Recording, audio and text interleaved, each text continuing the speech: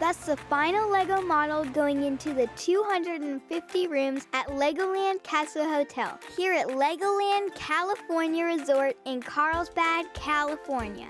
Of course, there's more than 2,100 LEGO models in total, so they have a ways to go getting them all into their homes before it officially opens. Hi, I'm Liana with LEGOLAND California Resort TV. We're less than a month away from the grand opening of this deluxe theme hotel. It's the first one of its kind in North America. Construction crews are hard at work getting it ready before it opens on April 27, 2018. There are 3 room themes to choose from: Knights and Dragons, Magic Wizard, or Royal Princess.